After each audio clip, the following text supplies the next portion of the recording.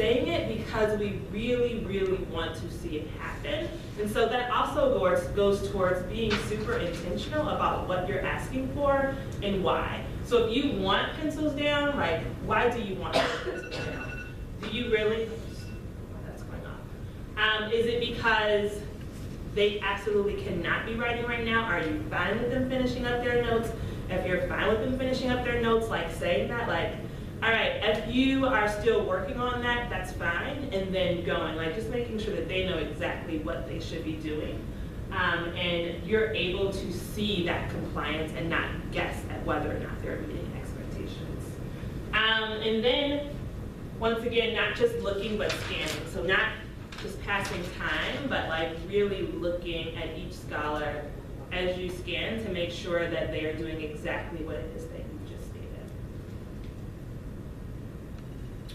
So here is a classroom, obviously an elementary classroom, where the teacher just used this as a reminder or a tickler, if you will, so that she can remind herself like to get outside of her typical space of being in the front of the classroom. So whenever she would look over and see that blue X, it's like, okay, let me move so that I can make sure I'm increasing my view of what I can see. So I want you guys to just reflect on your class and think about where you typically stand, and if that's limiting, do you circulate? I coached a teacher last year who like stood at the front of the class, and then when I gave her the feedback about circulating, it was like this every time. Like I thought that there would be like a rut as she could transition, and it's just like that every single time. And she didn't realize it because it was just like circulate, okay, go.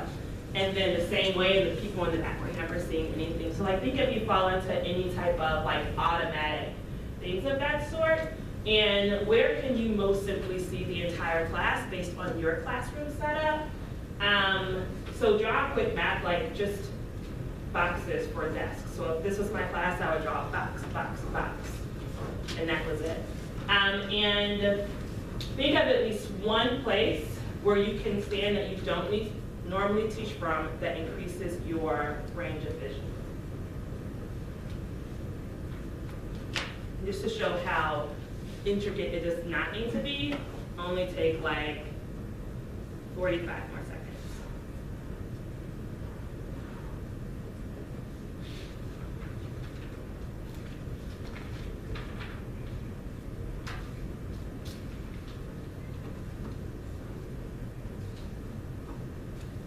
Also, as you make it, just think about where is it typical times where it's really important for you to be in your strategic stance.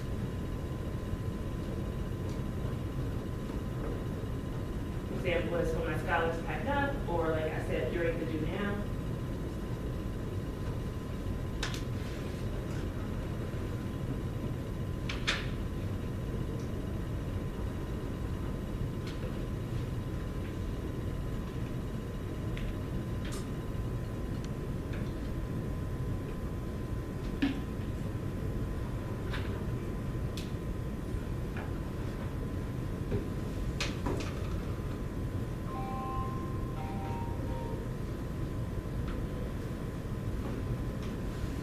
What were some reflections? Did anyone have like an aha moment? Like, yeah, I typically don't circulate a lot, or I teach from the front like 90% of the time.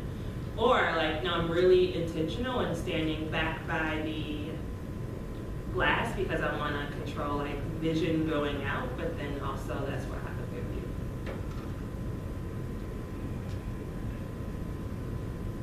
No reflections? Yay.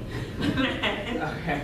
I was kind of just today because they were doing like their whiteboard presentations, and then I was like picking where I could be that I could watch the presentation, but still I don't know that I'm able to see them and stuff like that. So I don't know, and it definitely seems to work for making sure people are also paying attention.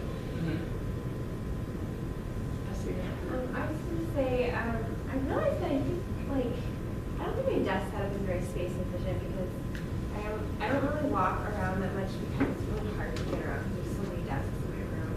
Maybe I need to, like, reconfigure it a little bit so that I can walk around more. My that's a fact. I have a very cramped classroom. We're looking at sort of combining this with just other things, just like actually angling my desk so that even if I'm sitting or just standing behind it, it's still angled towards the student, so they have that feeling of them looking towards it, and that left-hand side doesn't get brushed aside.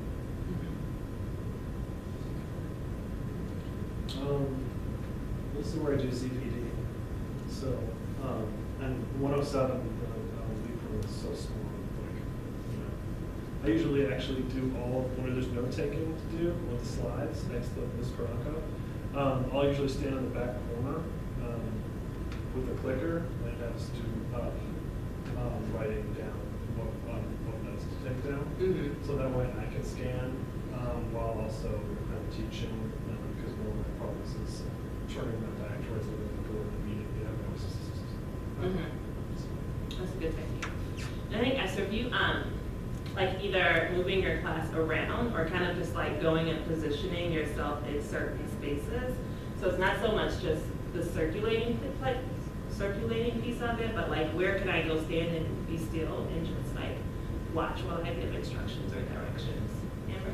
I'll say this real quick. So the other day I used a dot cam for the first time ever.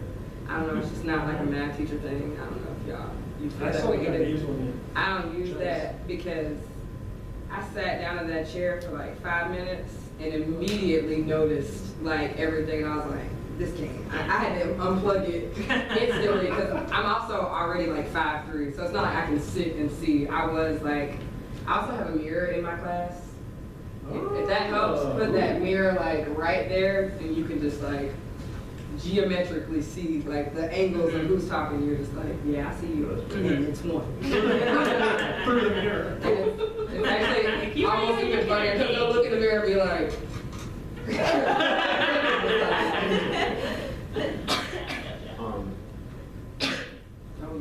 Who's gonna say something? Document, this was fun. Specifically about the document camera. I found the document camera to actually be a really effective solution for me. Because I know for your class, you usually project your notes and you write on the whiteboard. That's what I was doing at first. Problem was every time I turned on, I can't write like this. Like, because I'm just going to wipe way off. So having the document camera, it's on my desk and I just stand while I write and I'm scanning while I write. So I don't have to turn my back to the students, which keeps them from going off the walls. I like it, it's cool, but then the kids are like, you need to fill in. I can't do that. They don't say anything, but I notice it because I have my hand there and I'm looking over. I do. Sweat gloves. Yeah. So we're gonna watch this video of Eric Snyder, and I want you guys to focus on how does he use radar, so his positioning of his body, so that he can have a greater range of vision and a greater range of vision. And I think there's a place to take notes for that. The sand hits my window. I get scared. And I see those towns way up in where the Martians lived a long time ago. And I think I see things moving around those towns, Papa. And I wonder if those Martians mind us living here. I wonder if they will do something to us for coming here. Nonsense. Mr. Bittering looked out the windows. Kevin.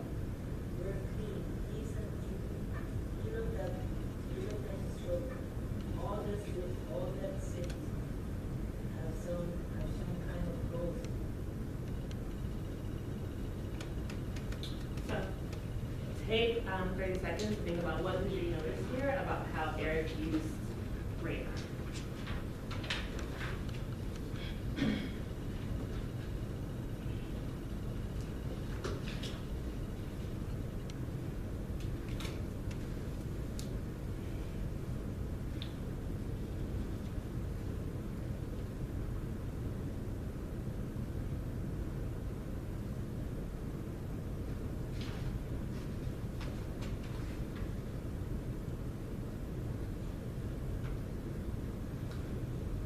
What did you all notice? Using the text as a cue to make sure the kids are academically engaged, as well as the oral cue to the click.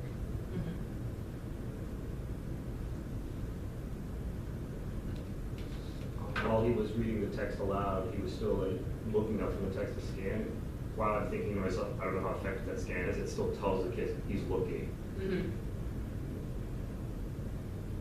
Did you have? Yeah, I was I thought- trying to get my thoughts together. I noticed that he kind of hit that mark and he stayed at the 150 view. I saw him looking up and I'm thinking to myself that it's more about, like what is it, perception, that kids know your eyes are on them rather than more so you looking for the behavior all the time. Mhm. I'm still trying. I might have been dipped into the corner for a second. Mhm. It looked like he was gonna go to his death, but he And the kids like, eh? went back. It's like he like saw like something in the corner. Yeah, when I saw that, my thought is, I wonder if he actually heard something, or did he want the kids to think he heard something? Exactly. Like, you know? Is it easy? Because I thought his movement was really unpredictable. It's like, oh, he's about to go around the nose, turning Right. around. Came right back. I know what my other thought was, when he clicked, I was thinking, was that a vocab word or is that a time for him to know we're all in the same Mhm. word? Yeah. Both.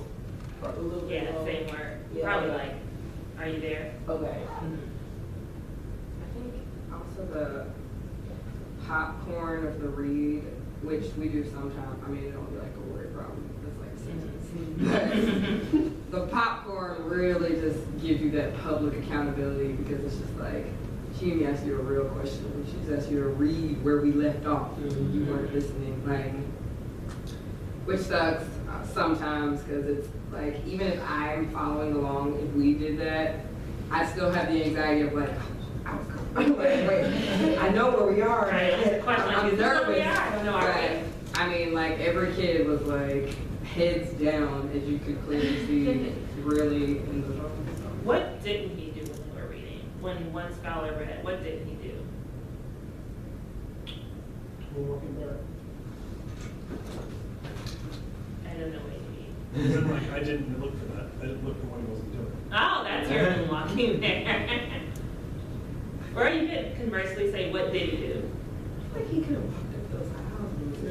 Yeah, I mean that's Really a co-teacher we started, I was like, Yeah, that's true. That totally shifted my paradigm watching that.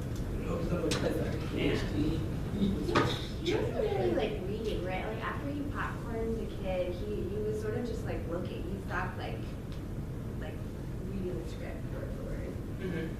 Yeah, it's like in that moment, the only thing that he was doing was watching. Like after he said Christina or whatever, it was like maybe going over here to get another one, but kind of like popping back. And then all he did was watch.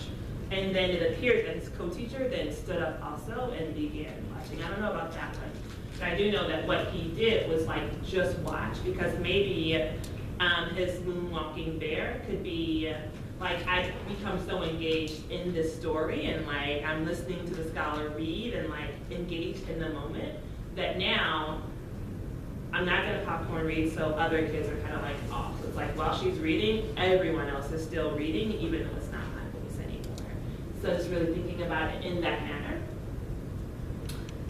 Next are two of them that are back to back, and they take place in two different times of the year. And so I want you to watch Colleen and Amy, and they compare and contrast these two teachers giving observable directions. So the first guy, Eric, I think that was his name, was about like watching, making sure you're looking. This one is about giving observable direction so you know exactly what you're looking for. And think about how the setting is different. How can you tell and what's effective about each one?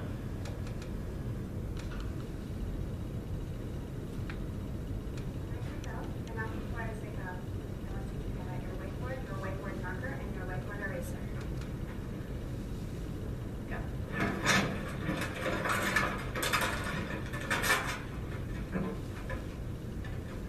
I can tell 100% of students are right. We are practicing these spelling words because I'm practicing both. When I say go, not before I say go, you're going to erase and put everything inside of your desk and sit and explain. Go.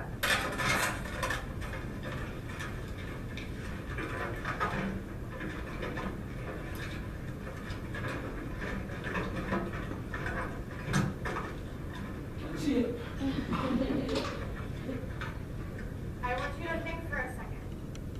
We said that there were two things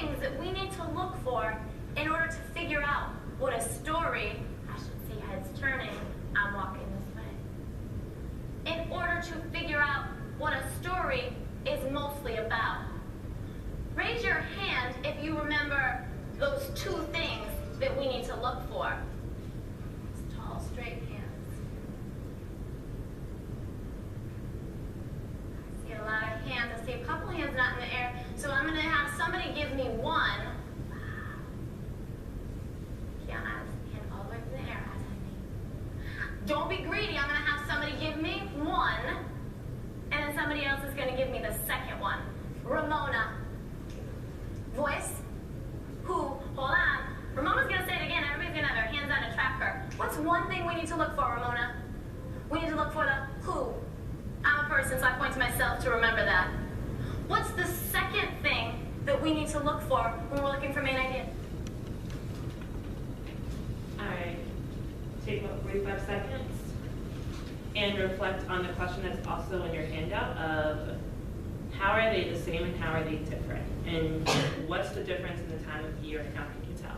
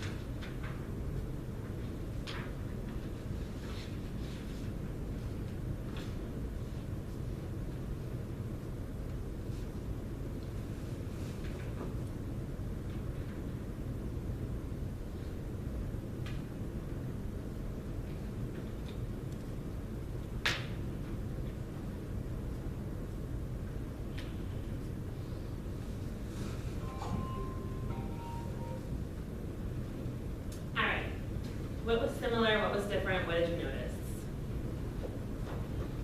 Sorry? The kids in the first video, and one of them, I should say, had on a coat, but the rest had on jackets, so I'm assuming that it's much of there. One class, everybody did spring. That was one of the questions you answered. Yeah, I was wondering why she had on her coat. Okay. Like, I didn't, I'm like, maybe the air conditioner's not on. With the other teacher, she was more about, one teacher was more about, I guess, well, I didn't see her teach, so more about compliance, I would say, than the actual lesson. That's what but we missed the spelling portion of it, so I don't know how much time she actually spent. So about the first one, the With the board one was whiteboard. more about compliance. Yeah, Mhm. but for things that I don't think really matter in life, but that's the whole person. Mhm. I think that the first clip was later in the year because it seemed like the kids had time, and I think Colin, the second lady, Colleen, Mhm. was all of her instructions were super verbal, kind of very detail oriented, but it was all oral. Like, I know as a student, I would have trouble keeping up with all the different, so it seemed like she's trying to inform the kids with the system. So eventually we get to the Amy level where she's literally like, it's more about show at that point where it's like she's creating tension so that stuff stays engaging. Whereas the coloring is like, having to wait and pause, very simple things like simple tracking was still being taught, it seemed like. Mhm. Yeah, I agree with everything he's saying. Colleen struck me as someone trying to reinforce what her expectations were at the beginning of the year, whereas Amy was making sure that they were still meeting the expectations. What I really liked about Amy's class was, yeah, everybody got the whiteboard out really quickly. They all had their marker up in the air, even though she didn't say that was understood to be part of the expectation. But before she launched the activity, she told the students, I see you are all ready. I would have even liked to see her for, like, because you have your marker up and your board out, Mhm. and then starting as, like, I know for me, I have a habit of being like, oh, it looks like we're all ready, then diving in without acknowledging that they've done this action for it. Mhm.